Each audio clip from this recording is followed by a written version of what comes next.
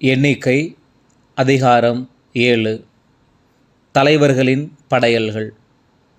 மோசே திரு உறைவிடத்தை எழுப்பி முடித்து அதனை அதன் அனைத்து பொருள்களோடும் திருப்பொழிவு செய்து அர்ப்பணித்து பீடத்தையும் அதன் துணைக்கலன்களோடு திருப்பொழிவு செய்து அர்ப்பணித்தார்.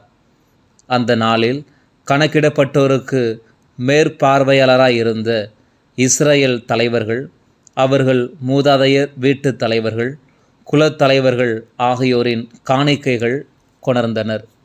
அவர்கள் ஆண்டவர் திருமுன் 2 தலைவர்களுக்கு ஒரு வண்டியும் ஒவ்வொருவருக்கும் ஒரு மாடுமாக 6 கூட்டு வண்டிகளையும் 12 மாடுகளையும் திரு உறைவிடத்திற்கு தங்கள் காணிக்கைகளாக கொண்டு வந்தார்கள்.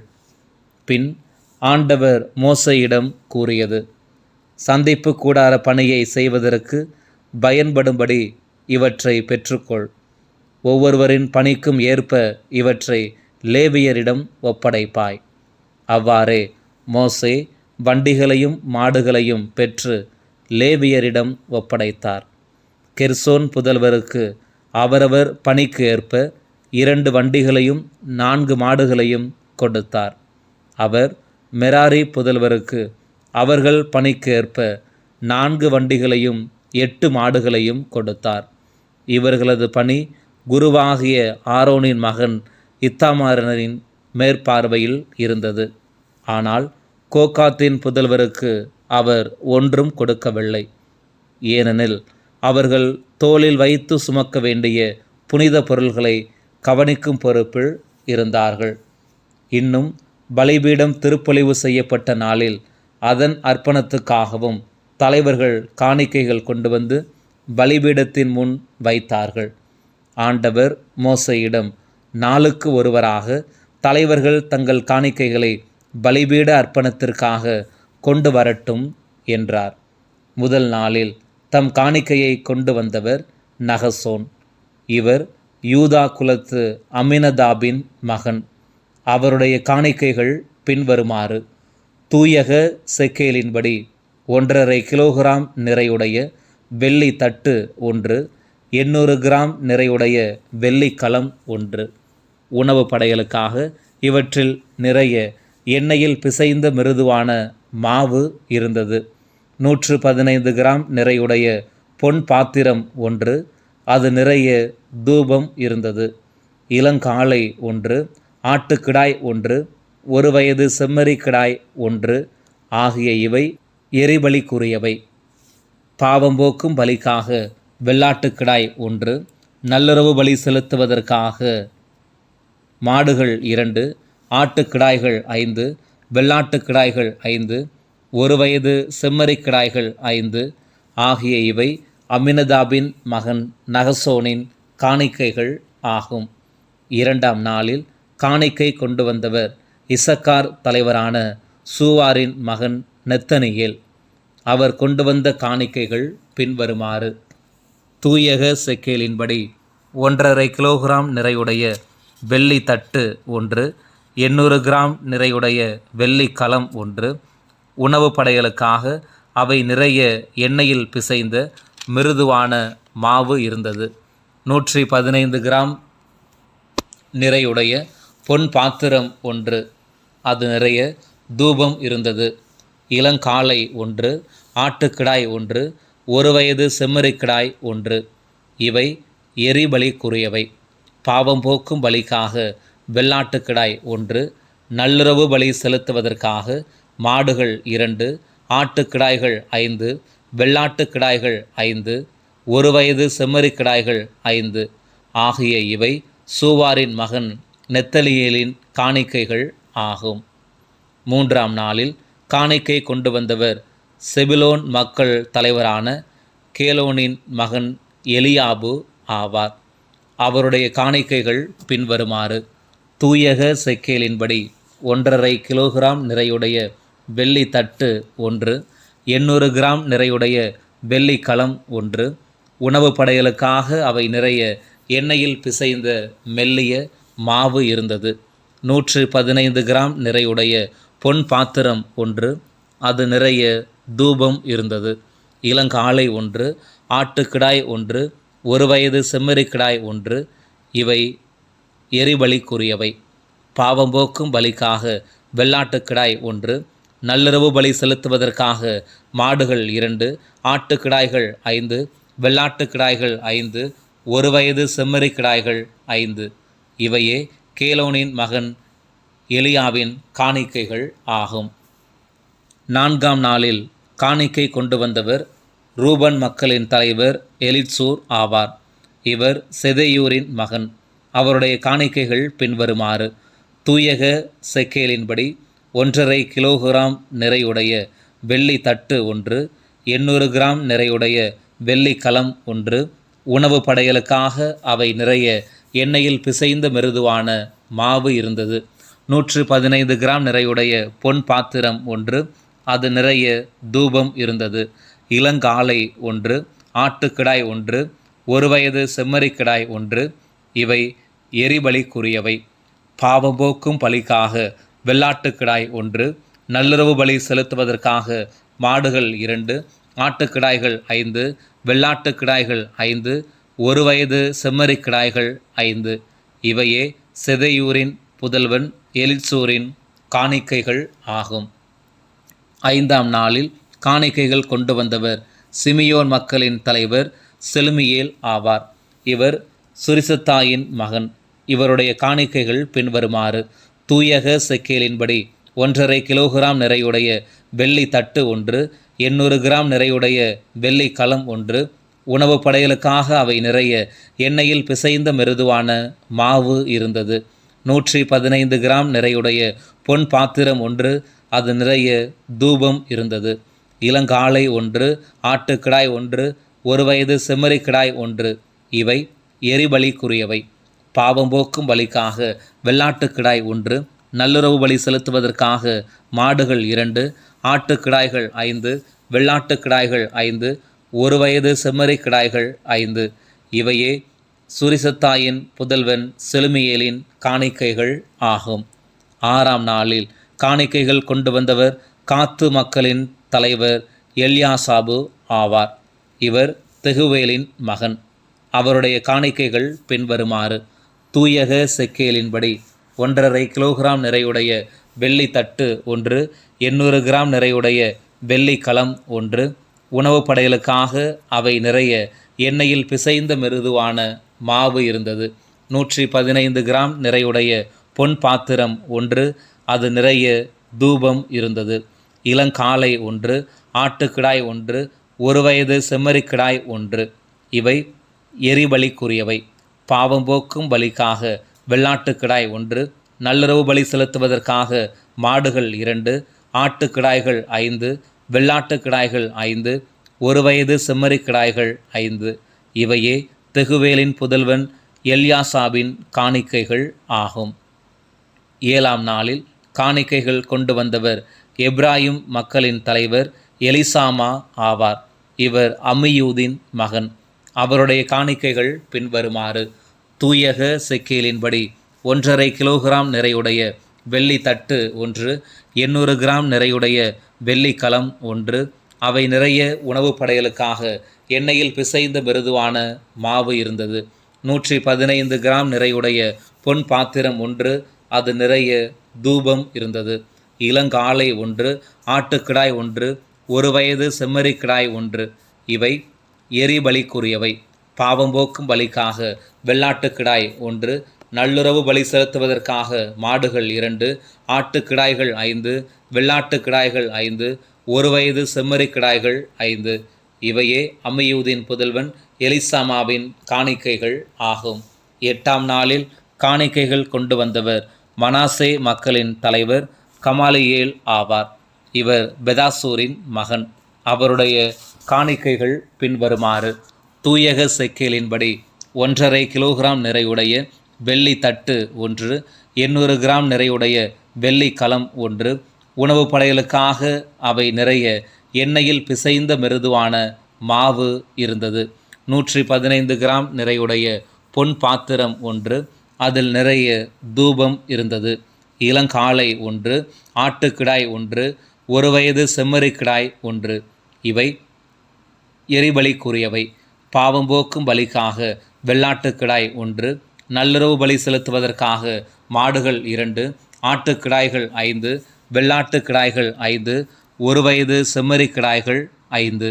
இவையே பெதாசூரின் புதல்வன் கமாலியேலின் காணிக்கைகள் ஆகும்.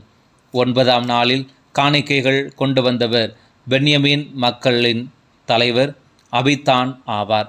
இவர் கிதையோனியின் மகன். அவருடைய காணிக்கைகள் பின்வருமாறு: தூயக செக்கேலின்படி 1.5 கிலோகிராம் நிறையுடைய வெள்ளி தட்டு 1, 800 கிராம் நிறையுடைய வெள்ளி கலம் 1, உணவு படைகளுக்காக அவை நிறைய எண்ணெயில் பிசைந்த மிருதுவான மாவு இருந்தது. 115 கிராம் நிறையுடைய பொன் பாத்திரம் 1, அது நிறைய தூபம் இருந்தது. இளங்காளை 1, ஆட்டுக்கிடாய் 1, 1 வயது செம்மறிக்கிடாய் 1. இவை எரிபலிக்குரியவை. பாவம் போக்கும் பலிக்காக வெள்ளாட்டுக்கிடாய் 1, நல்லுறவு பலி செலுத்துவதற்காக மாடுகள் 2, ஆட்டுக்கிடாய்கள் 5, வெள்ளாட்டுக்கிடாய்கள் 5, 1 வயது செம்மறிக்கிடாய்கள் 5. இவையே கிதையோனியின் புதல்வன் அபித்தானின் காணிக்கைகள் ஆகும். 10ஆம் நாளில் காணிக்கை கொண்டு வந்தவர் தான் மக்களின் தலைவர் அகியேசர் ஆவார். இவர் அமீர்சத்தாயின் மகன். அவருடைய காணிக்கைகள் பின்வருமாறு: தூயக செக்கேலின்படி 1.5 கிலோகிராம் நிறையுடைய வெள்ளி தட்டு 1, 800 கிராம் நிறையுடைய வெள்ளி கலம் 1, உணவு படைகளுக்காக அவை நிறைய எண்ணெயில் பிசைந்த மிருதுவான மாவு இருந்தது. 115 கிராம் நிறையுடைய பொன் பாத்திரம் 1, அது நிறைய தூபம் இருந்தது. இளங்காளை 1, ஆட்டுக்கிடாய் 1, 1 வயது செம்மறிக்கிடாய் 1. இவை எரிபலிக்குரியவை. பாவம் போக்கும் பலிக்காக வெள்ளாட்டுக்கிடாய் 1, நல்லுறவு பலி செலுத்துவதற்காக மாடுகள் 2, ஆட்டுக்கிடாய்கள் 5, வெள்ளாட்டுக்கிடாய்கள் 5, 1 வயது செம்மறிக்கிடாய்கள் 5. இவையே அமிசத்தாயின் புதல்வன் அகியேசரின் காணிக்கைகள் ஆகும். 11ஆம் நாளில் காணிக்கைகள் கொண்டு வந்தவர் ஆசேர் மக்களின் தலைவர் பகியேல். இவர் ஒக்ரானின் மகன்.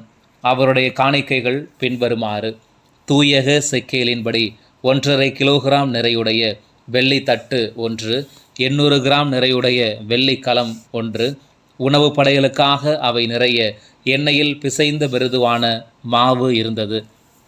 115 கிராம் நிறையுடைய பொன் பாத்திரம் 1, அது நிறைய தூபம் இருந்தது.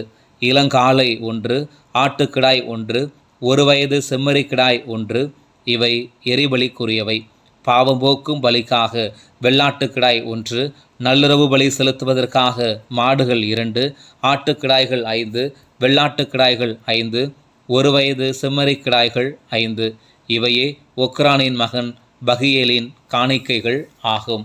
12ஆம் நாளில் காணிக்கை கொண்டு வந்தவர் நப்தலி மக்களின் தலைவர் அகிரா ஆவார். இவர் ஏனானின் மகன். அவருடைய காணிக்கைகள் பின்வருமாறு: தூயக செக்கேலின்படி 1.5 கிலோகிராம் நிறையுடைய வெள்ளி தட்டு 1, 800 கிராம் நிறையுடைய வெள்ளி கலம் 1, உணவு படைகளுக்காக அவை நிறைய எண்ணெயில் பிசைந்த மிருதுவான மாவு இருந்தது. 115 கிராம் நிறையுடைய பொன் பாத்திரம் 1, அது நிறைய தூபம் இருந்தது. இளங்காளை 1, ஆட்டுக்கிடாய் 1, 1 வயது செம்மறிக்கிடாய் 1. இவை எரிபலிக்குரியவை. பாவம்போக்கு பலிக்காக வெள்ளாட்டுக்கிடாய் 1, நல்லுறவு பலி செலுத்துவதற்காக மாடுகள் 2, ஆட்டுக்கிடாய்கள் 5, வெள்ளாட்டுக்கிடாய்கள் 5, 1 வயது செம்மறிக்கிடாய்கள் 5. இவையே ஏனானின் புதல்வர் அகிராவின் காணிக்கைகள் ஆகும்.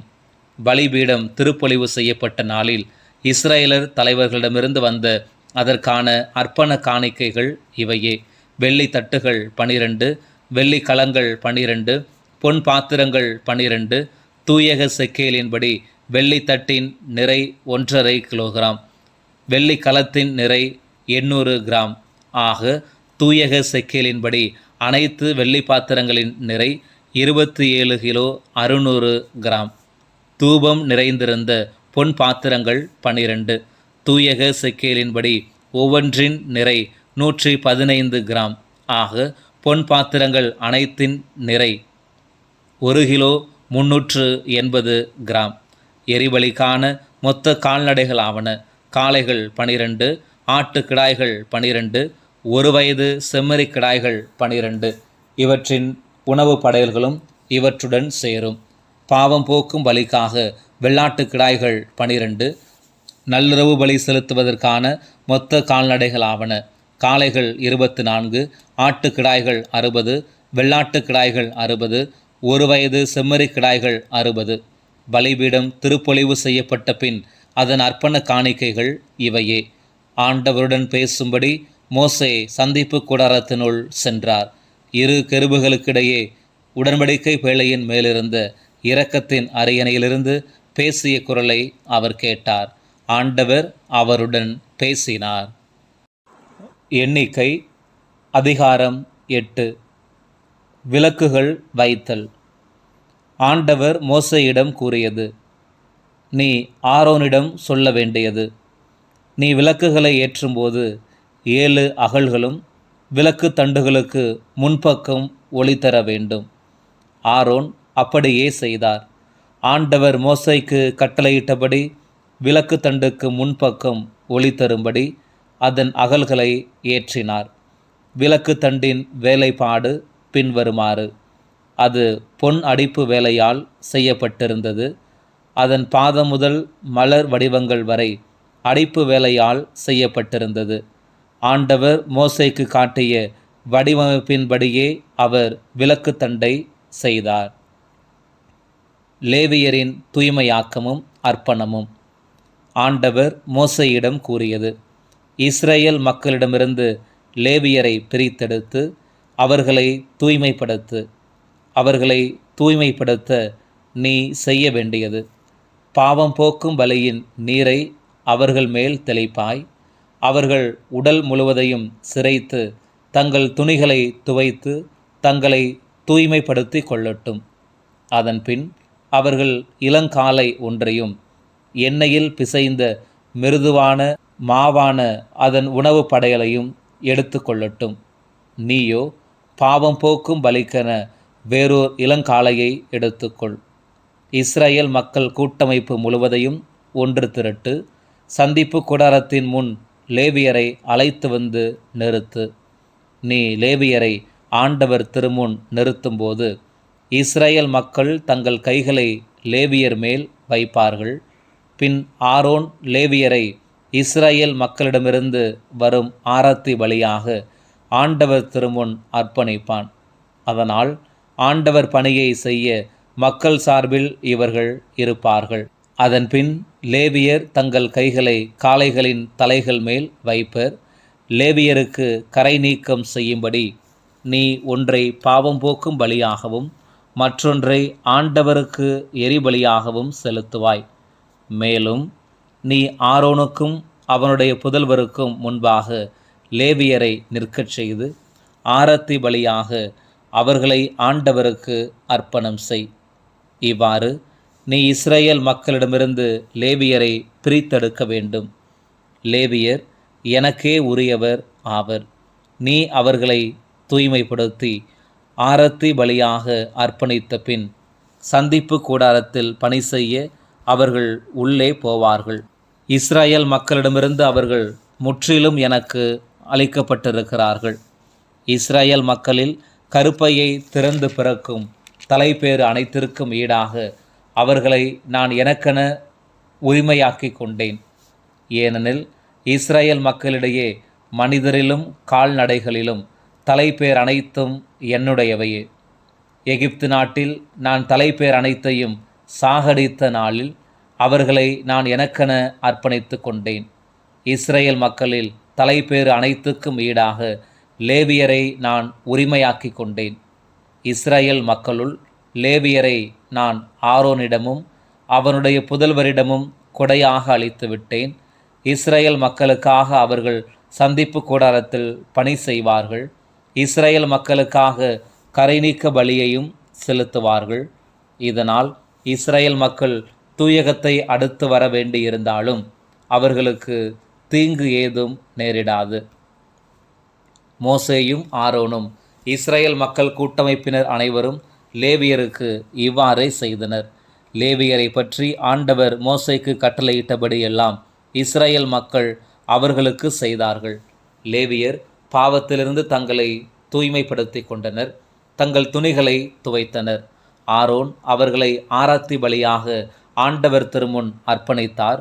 அவர்களை தூய்மைப்படுத்தும்படி ஆரோன் அவர்களுக்காக கரைநீக்க பலியை செலுத்தினார். அதன்பின் ஆரோனுக்கும் அவர் புதல்வருக்கும் முன்பாக சந்திப்பு கூடாரத்தில் தங்களுக்கு உரிய பணியை செய்யும்படி லேவியர் உள்ளே சென்றனர். ஆண்டவர் மோசேக்கு கட்டளையிட்டபடியே ஆரோனும் அவருடைய புதல்வர்களும் லேவியருக்கு செய்தார்கள்.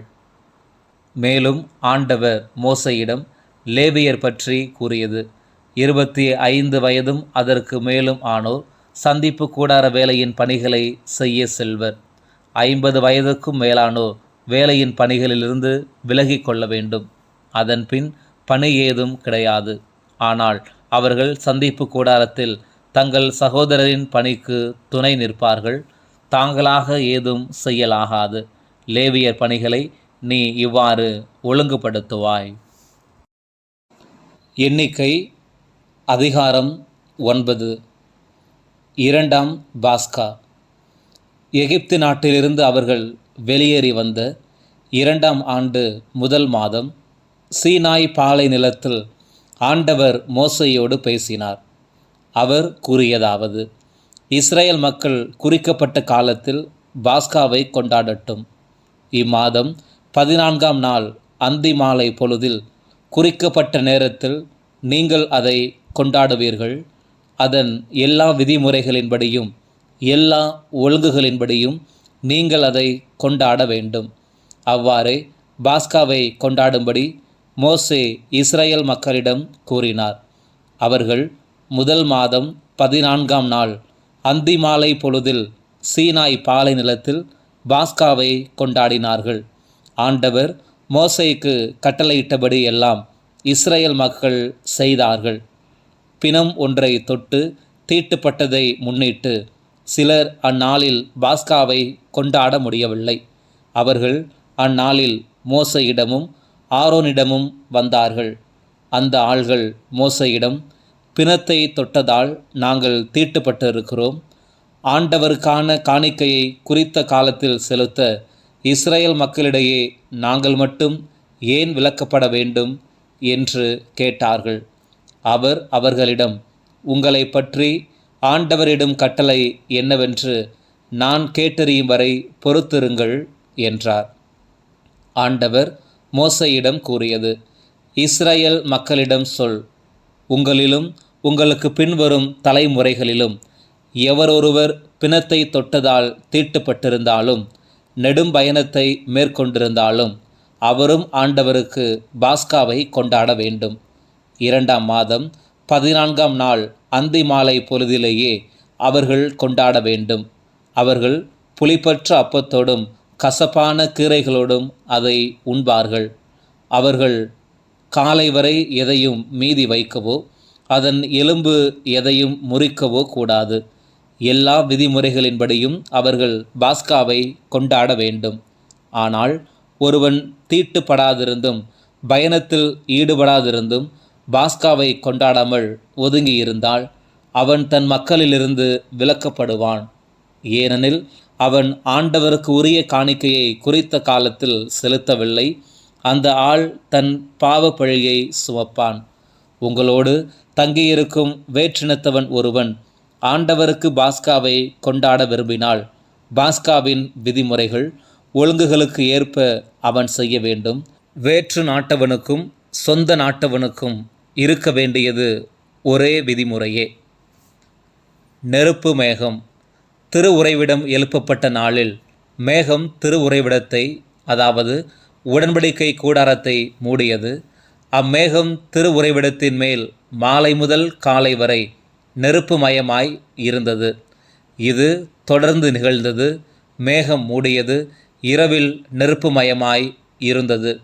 கூடாரத்தின் மேலே இருந்து மேகம் எழும்பி சென்றபோது இஸ்ரேல் மக்கள் புறப்படுவார்கள். மேகம் தங்கியிருந்த இடத்தில் இஸ்ரேல் மக்கள் பாளையம் இறங்குவார்கள்.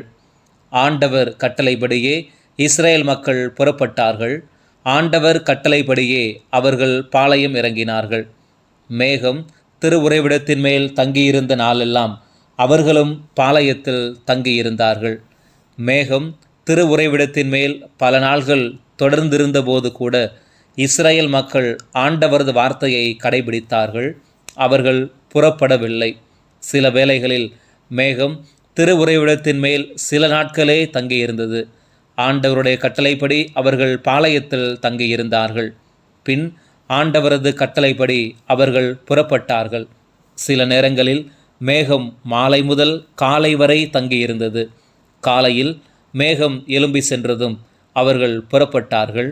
பகலிலோ இரவிலோ எப்போது மேகம் எழும்பி சென்றாலும் அவர்கள் புறப்பட்டார்கள். 2 நாள்கள் மட்டுமோ, 1 மாதம் அல்லது அதற்கு மேற்பட்ட நாள்களோ மேகம் திருவுறைவிடத்தின் மேல் தொடர்ந்து தங்கியிருந்தால் இஸ்ரேல் மக்களும் அப்போது பாளையத்திலேயே தங்கியிருந்தார்கள். அவர்கள் புறப்படவில்லை. ஆண்டவர் கட்டளைப்படியே அவர்கள் பாளையம் இறங்கினார்கள். ஆண்டவர் கட்டளைப்படியே அவர்கள் புறப்பட்டு சென்றார்கள். ஆண்டவர் மோசே வழியாக கட்டளையிட்டபடி அவர்கள் ஆண்டவரது வார்த்தையை கடைபிடித்தார்கள்.